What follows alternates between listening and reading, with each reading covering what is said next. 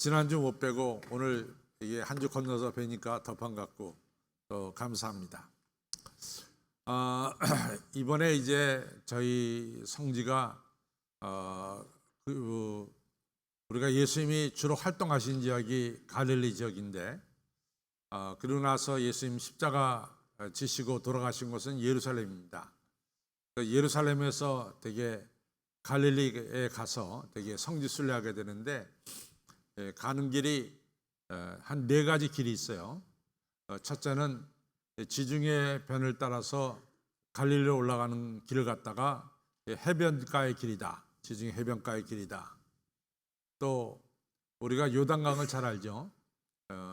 단에서부터 흘러내리는 물이다. 그래서 우리가 요단강인데 요단강은 항상 계곡에 물이 흐르잖아요.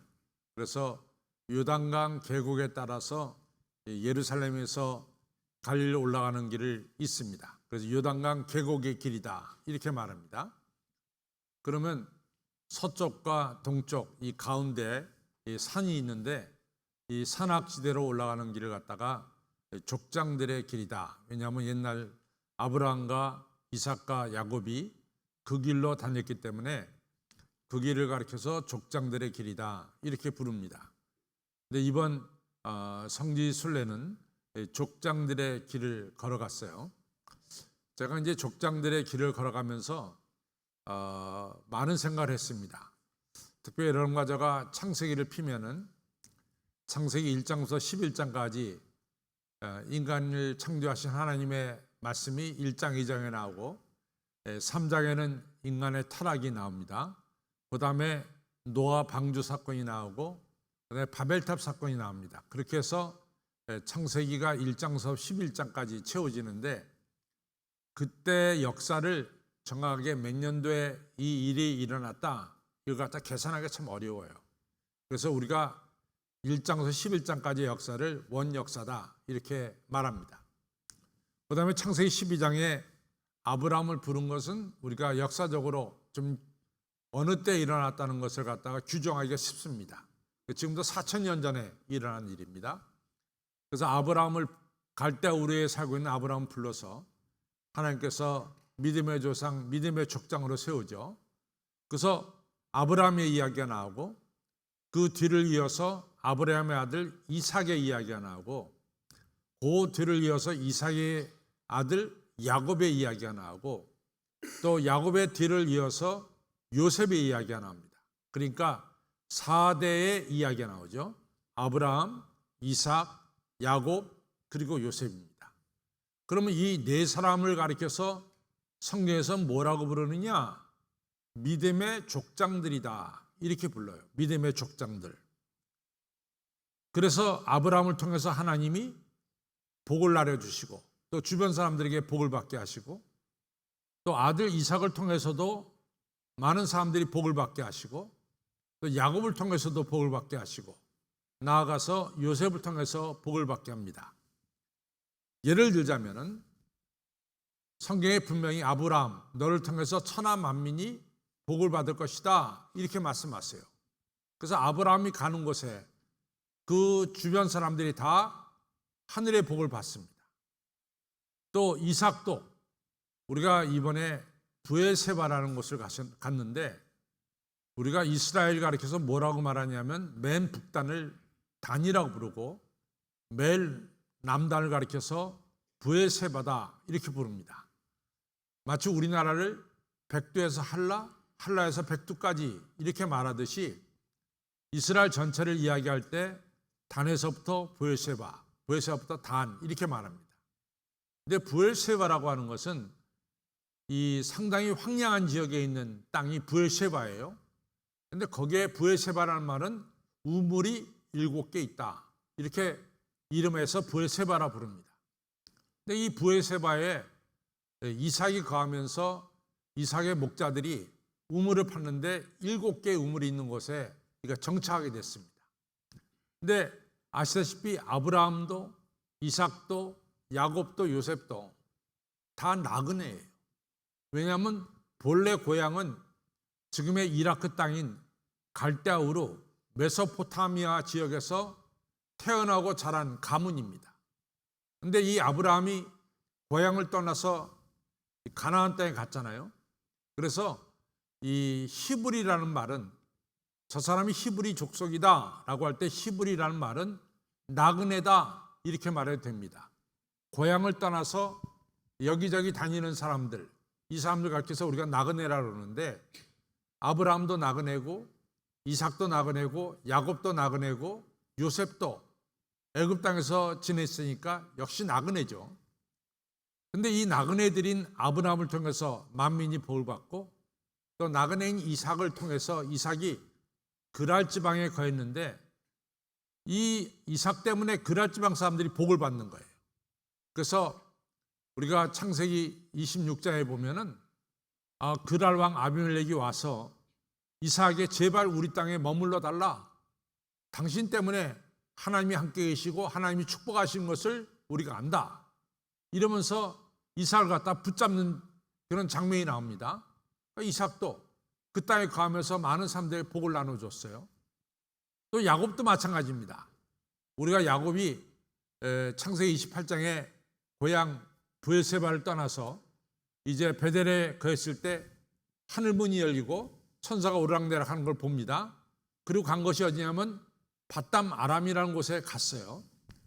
거기에 외삼촌 라반의 집에 갔는데 빈손 들고 갔습니다. 그러나 이 야곱이 그 집에 가는 20년 동안에 그 외삼촌 밧담 아람에 살고 있는 라반의 집이 엄청나게 축복을 받았습니다. 그래서 우리가 창세기 30장 3절에 보면은 이런 말씀이 나와요. 외삼촌, 내가 외삼촌 집에 있을 때 외삼촌 집에 양과 수가 적지 않았습니까? 아주 적었다 이 말이죠. 그러나 제가 거하는 동안에 하나님께서 얼마나 많은 축복을 내려 주셨습니까? 그랬더니 라반이 네 말이 맞다. 네가 우리 집에 처음 왔을 때는 우리가 넉넉지 못했다. 그러나 너와 함께 지내는 동안에 하나님께서 복의 복을 더해서 양과 소가 많게 했다. 이런 말씀을 합니다. 그러니까 역시 야곱도 가는 곳마다 하나님의 복을 나눠주는 복의 통로, 복둥이로 쓰임받는 것을 알 수 있어요. 그리고 요셉은 두말할 것도 없죠. 요셉은 애굽 나라의 노예로 팔려갔지만은 나중에 총리 대신이 됐고 7년 풍년이 올 때 곡식을 잘 예비했다가 그 다음에 닥치는 7년 흉년 때 모아둔 곡식을 백성들에게 나눠줘서 애굽 땅에 이같이 핍절하거나 그러한 일이 없도록 요셉이 정치를 잘했습니다. 뿐만 아니라 주변 나라들이 애굽에 와서 곡식을 사갈 수 있을 정도로 요셉이 있는 동안에 복을 나누어주는 복의 통로로 지냈습니다. 저는 창세기 12장부터 50장까지 읽어가면서 너무 부러운 거예요. 아버지 아브라함이 잘 되고 그 아들 이삭이 잘 되고 그 손자 이 야곱이 잘 되고 그 증손자 요셉이 잘 되는 거예요. 4대에 걸쳐서 모든 사람들에게 복을 나누어주는 또 하나님을 잘 섬기는 복의 통로의 가정으로 살게 되는 겁니다. 부럽지 않습니까? 전 대단히 부러워요. 우리 부모님이 잘 되고 또 제가 잘 되고 제 가정이 잘 되고 또 제 자녀들이 잘 되고 더 나아가서 제 손자 손녀들이 잘 된다고 하는 것, 그것처럼 기쁜 일이 어디 있습니까? 우리가 세상에 살다 보면요 그렇지 못한 게 많이 있습니다. 아버지 때는 아브라함처럼 복을 많이 받았는데 그 자식 때 와서 쫄딱 망하는 경우를 우리는 수없이 보고 살고 있습니다. 그래서 저는 아브라함, 이삭, 야곱, 요셉처럼 자손대대로 믿음을 가지고 믿음의 족장들이 되고 또 하나님께 축복받아서 하늘의 복을 나누어주는 이런 복된 가정들이 다 되기를, 여러분들 가정이 그런 가정이 되기를 주님의 이름으로 축원합니다. 여러분 그렇지 못한 가정이 있잖아요. 예를 들자면 엘리가 제사장이었어요. 실로에. 근데 아들 둘이 있었어요. 홈리와 비느하스가. 근데 이게 얼마나 망나니입니까? 그래가지고 홈리와 비느하스가 3회상 4장에 아벡전투에 나가서 블레셋과 싸워서 대패를 합니다. 법궤를 빼앗깁니다. 이 소식을 듣고 의자에 앉아 있었던 이 엘리 제사장이 충격을 받아서 의자에서 넘어지면서 목뼈가 부러져 죽었습니다.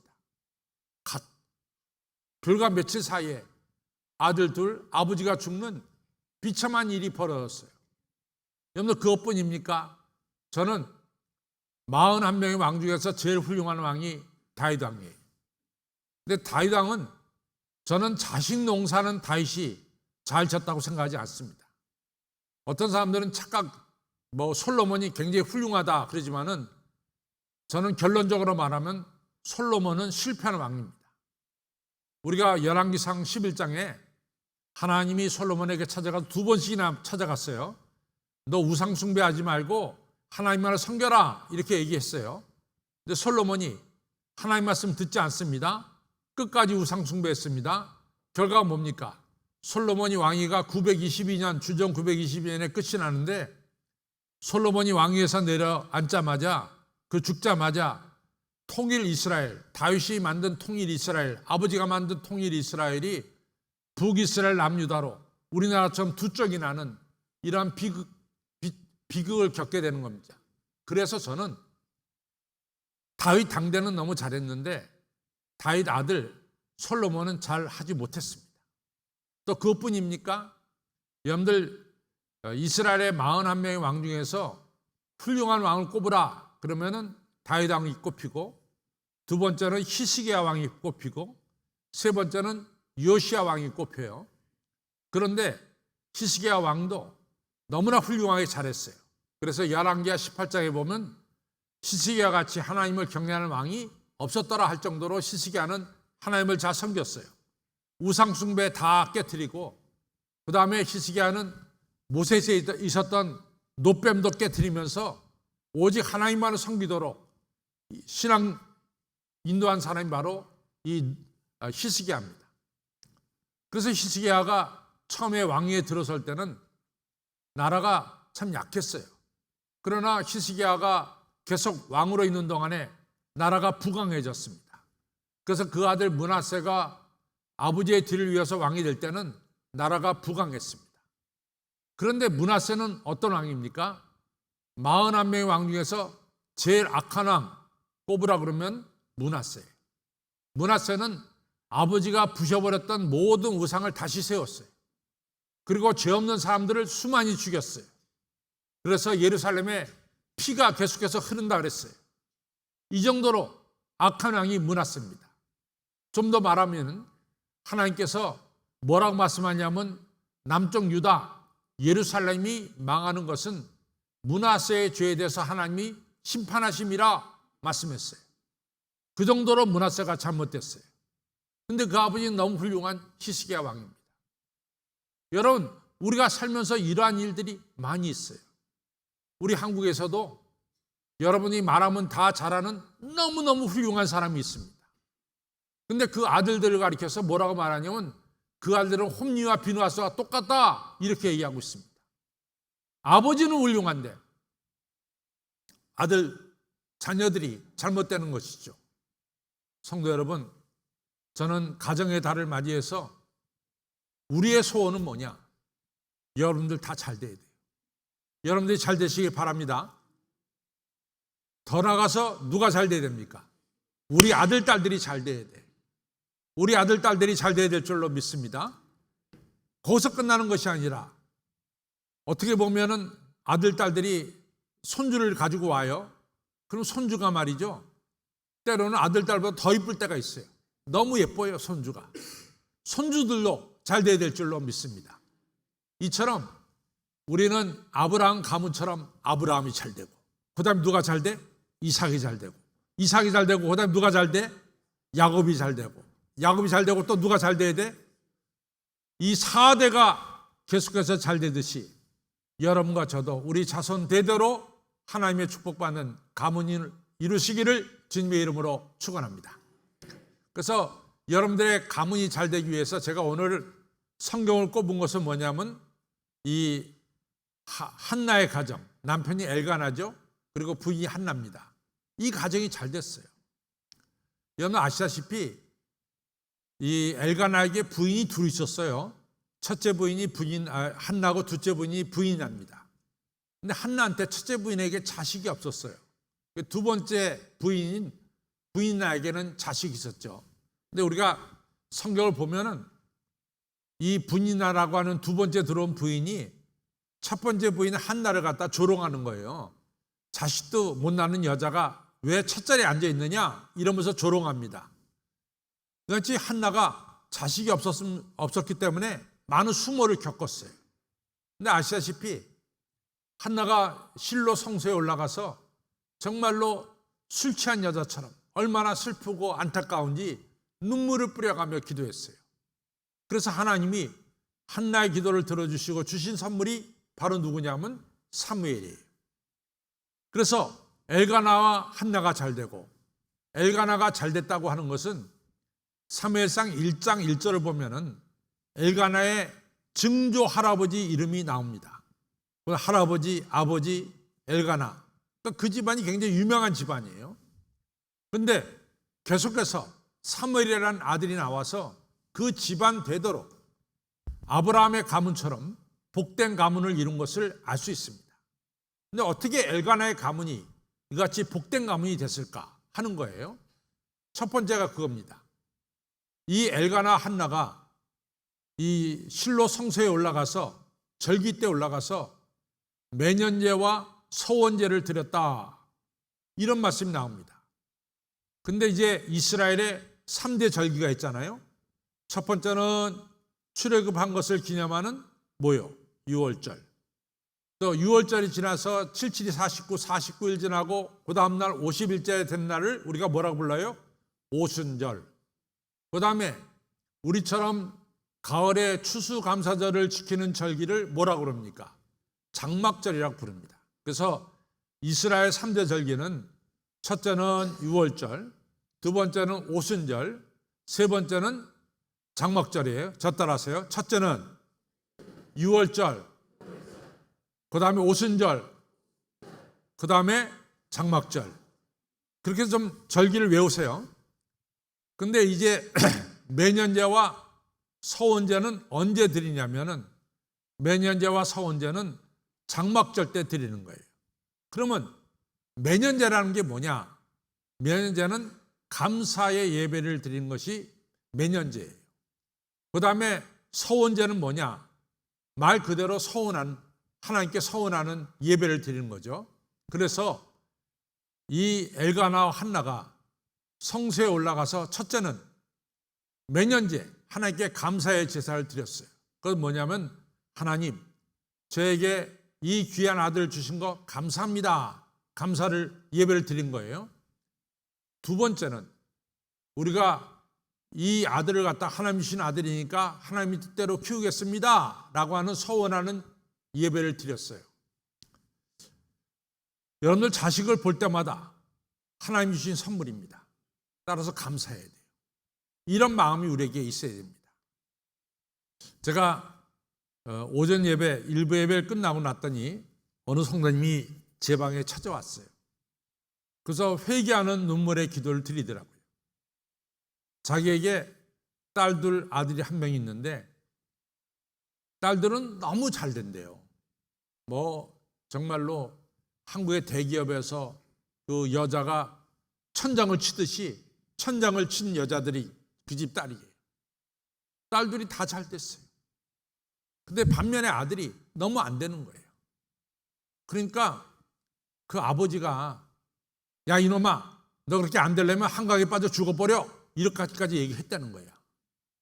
그리고 이 잘된 누나들도 동생한테 너는 왜 이렇게 그러냐 이러면서 이 야단을 치고 또 이렇게 좀 이렇게 책망도 하고 그랬대요. 엄마는 그러지 말아야 된다. 아버지 그렇게 말할 때만 맞고 당신 왜 그렇게 말하냐고 말이야. 그러면서도 자기도 모르게 이 아들이 안 되는 거 보고 너무 마음이 아파서 때로는 아들한테 심한 말도 했다는 거죠. 근데 오늘 목사님 설교를 듣고 제가 그 아들을 주신 하나님께 감사하지 못해서 너무 마음에 찔림을 받았습니다. 그래서 울면서 회개하시더라고요. 여러분 아들이 잘되든 잘되지 못하든 누구 하나님의 아들 딸이에요. 여러분들 자식을 볼 때마다 하나님께 감사하시기 바랍니다. 감사하는 마음을 가져야 돼요. 자식을, 제가 장례식 때 항상 얘기하죠.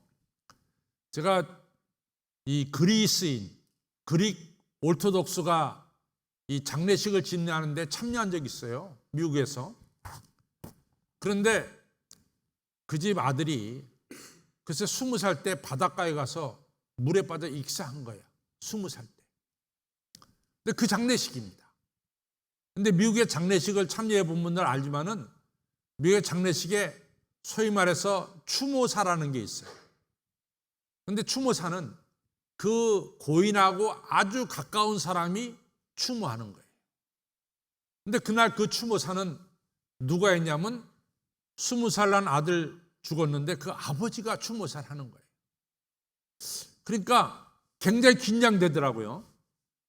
만약에 우리나라 같이 이런 장례식이 치러졌다면 이런 말 했을지도 몰라요. 하나님, 해도 너무하십니다. 늙은 나를 데려가지 왜 앞길이 창창한 20살 난 아들을 데려갑니까? 하나님 그러실 수 있습니까? 이러면서 따질 수 있어요. 그런데 이 아버지가 나와서 하시는 말씀이 너무 감동스러웠어요. 하나님께서 귀한 선물을 주신 것 감사했습니다. 또 이 선물을 20년 동안 사랑을 베풀면서 정성을 베풀면서 키울 수 있는 기회를 주신 것 감사합니다. 이 얘기를 하는 거예요. 거기에는 하나님에 대한 원망이 조금도 없어요.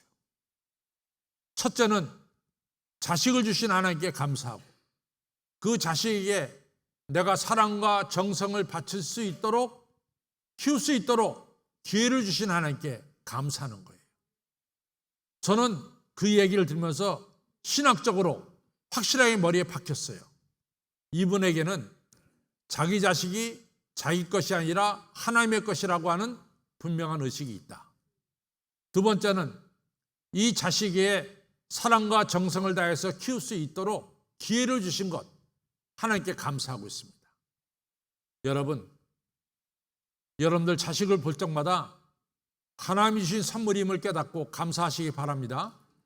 그 다음에 그 자식에게 사랑과 정성을 바친다는 것은 얼마나 우리가 보람 있게 살 수 있도록 기회를 주신 거냐 그 말이에요. 그러니까 감사하시기를 바랍니다. 여러분 아시다시피 미국의 메가더 장군, 인천 상륙 작전을 갖다가 성공시킨 메가더 장군, 정말 믿음의 아버지죠. 메가더 장군이 얼마나 전쟁에 혁혁한 공을 세웠어요. 그러니까 메가더 장군이 이 왼쪽 가슴에는 훈장이 넘치도록 미국으로부터 훈장 받았습니다. 근데 버지니아에 가보면은 메가더 장군의 기념관이 있어요. 근데 그 기념관에 가서 보면 뭐가 나오느냐? 메가더의 기도가 나와요. 메가더는 정부가 준 이 수많은 훈장보다도 나는 하나님께서 내 자식을 주신 것을 감사하고 있습니다. 세상에서 받은 훈장보다 하나님이 주신 선물, 아들, 딸을 인해서 더 감사하는 이 훌륭한 기도를 보게 됩니다. 성도 여러분, 여러분들 자녀가 속썩일 때가 있어요? 그래도 감사하세요. 하나님의 선물이니까. 여러분들 자식이 잘 될 때만 감사하는 것이 아니라 속썩일 때도 감사하시기를 바랍니다. 하나님께 이 엘가나 한나는 자식을 주신 하나님께 먼저 감사했습니다. 이러한 마음이 있기를 주님의 이름으로 축원합니다. 두 번째 중요한 것은 이 자식은 내 것이 아니라 하나님의 것이에요. 내 것이 아니라 하나님의 것입니다. 따라서 내 뜻대로 키우는 것이 아니라 하나님의 것이기에 누구 뜻대로? 하나님의 뜻대로 키워야 되는 거예요. 목회를 하다 보면은 여러 가지를 우리가 보게 되는데 부모가 하고 싶었던 일이 있었어요. 어떤 부모는 자기는 훌륭한 바이올리니스트가 되고 싶었는데 그 기회가 안 됐어요. 그러니까 자식을 낳으니까 그냥 바이올린만 가르치는 거예요. 자식은 딴 걸 원해도 그것만 가르치는 거예요. 그건 뭐냐? 자기의 뜻을 그 자식에 이루려고 하는 것이죠. 그런 경우가 많이 있습니다. 내가 내 생에 하고 싶었던 것들, 못한 것을 내 자식들이 해주었으면 하는 마음에서 자식들에게 강요하는 경우가 있어요. 그것은 하나님의 뜻대로 내 자녀를 키우는 것이 아니라 누구의 뜻대로? 내 뜻대로 키우는 거예요. 내 욕심대로 키우는 거예요. 여러분과 저의 자녀는 누구의 뜻대로 키워야 됩니까? 하나님의 뜻대로 키워야 되는 거예요. 하나님의 뜻대로 키워야 되는 거예요. 그 어느 교회에서 일어난 일인데, 글쎄 그 교회 장로님하고 권사님이 아들이 하나 있는데, 아들이 글쎄 고3이 되니까 고등부를 안 나오는 거예요. 그러니까 목사님이 장로님 아들이 고3 때 안 보이니까 장로님에게 여쭤봤어요. 장로님 큰아들 걔가 고3이 됐는데 요즘 교회 안 보여서 궁금해서 묻습니다. 그랬더니 장로님 권사님이 하시는 말씀이, 목사님 걔가 고3이 됐잖아요. 그래서 학원 가느라고 교회에 빠지고 있습니다. 그러니까 목사님 마음이 좀 불편했어요. 여기까지 말을 하고 싶었지만은 목사님이 참았다고 합니다. 그러고 나서 1년 뒤에 대학 입시 발표가 나왔는데 그 아들이 그냥 떨어져 버렸어요. 원하는 대학에 들어가지 못했어요. 그러니까 장로님하고 권사님이 교회에 나와서 펑펑 울면서 하나님 내 아들을 어떻게 하면 좋겠습니까? 하고 기도하는 거예요. 그 목사님한테 찾아왔어요. 아들이 떨어졌다고 하면서 울면서. 그때 목사님이 이런 얘기를 했습니다. 장로님 권사님, 아들이 아무 대학 못 들어간 건 너무 슬프죠? 네, 너무 슬픕니다. 근데 만약에 그 아들이 천국에 못 들어간다면 어떻게 되겠습니까? 대학은요, 하나의 재수에서 또 들어갈 수 있어요. 그러나 천국은 한 번 못 들어가면 영원히 못 들어가는 거예요. 저는 살면서 깨달은 게 많습니다. 특별히 여러분과 저가 영어 한 단어 많이 알아갖고 출세합니까? 여러분과 저의 자녀가 수학 문제 2-3개 더 잘 풀어갖고 출세합니까? 절대로 그거 아니잖아요. 걔가 영어 단어 5개를 더 많이 알았다고 출세하는 것도 아니고, 걔가 수학 문제 2-3개 더 잘 풀었다고 출세하는 게 아닙니다. 하나님의 축복 속에 내 아들 내 딸이 출세하는 것이지, 수학 문제 가지고 영어 단어 가지고 출세하는 게 아니죠. 그것이 사실입니다. 뉴저지에 사는 청교도 시대 때인데, 그 아버지가 아들이 10살 될 때 병으로 죽게 됐어요. 근데 아버지가 죽게 되면서 아들과 그 아내를 생각할 때 너무 걱정이 컸어요.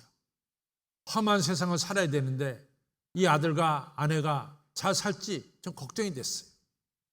그래서 이 아버지가 죽기 전에 21통의 편지를 씁니다. 21통에. 그래가지고 그 우체국에 찾아가서 얘기합니다.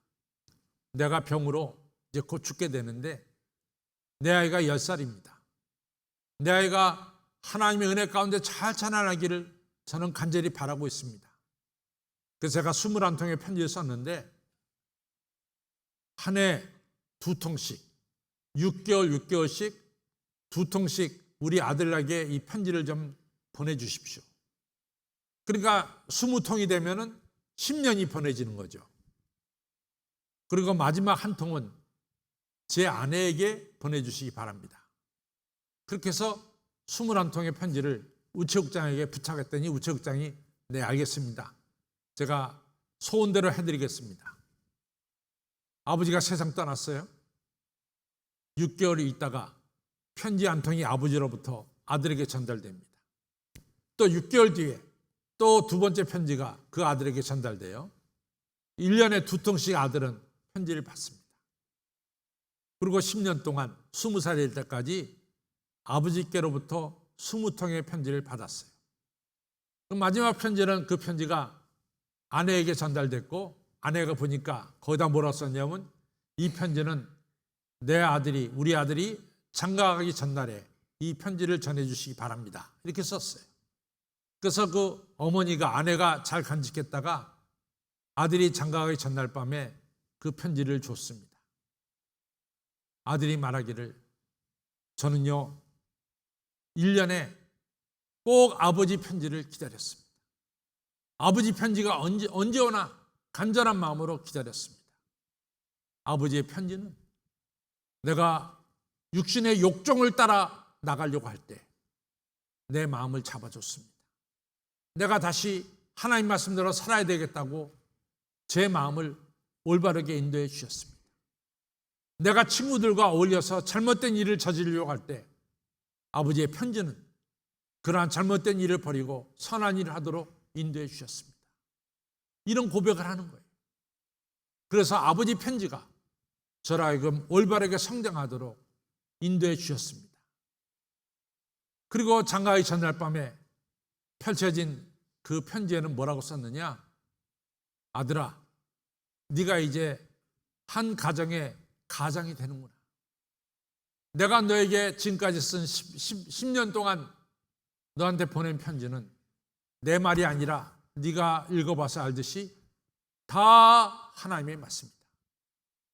너를 하나님 말씀으로 이같이 내가 자라나도록 쓴 것이다. 이제 네가 한 가정의 가정이 됐으니까 너는 너의 가정을 하나님 말씀대로 가정을 잘 인도하기를 바란다. 이게 마지막 편지였어요. 10년 동안 아버지가 아들에게 쓴 편지 내용은 아버지의 뜻을 쓴 것이 아니라 하나님 아버지의 말씀을 적어서 아들에게 준 거예요. 하나님 말씀으로 아들, 딸을 키운 거죠. 이 사람이 뉴저지 주지사가 됐고, 그리고 너무나 존경받는 주지사가 됐고, 그리고 나중에는 훌륭한 목사님이 돼서 정말 미국의 영적 지도자가 됐습니다. 사랑하는 성도 여러분, 내 자녀를 내 뜻대로가 아니라 누구 뜻대로 하나님 말씀대로 꼭 키우시길 바랍니다. 꼭 기억할 것은, 우리가 이 나이쯤 돼서 기억할 것은 내 아들, 딸이 수학 문제 하나 더 잘 풀어갖고 출세하는 것이 아니라는 것을 알 줄로 압니다. 윤 장로님 그렇게 생각하지 않아요? 한신이가 수학 문제 잘 풀어서 잘 되는 게 아니라고.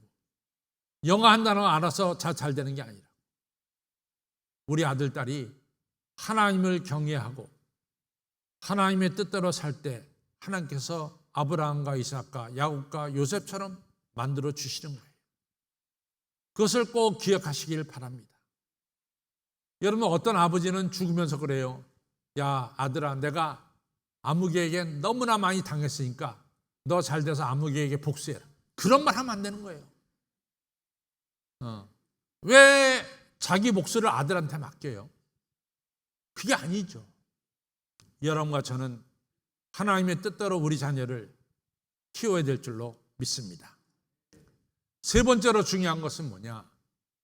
우리 자녀를 하나님 손에 내어 맡겨보세요.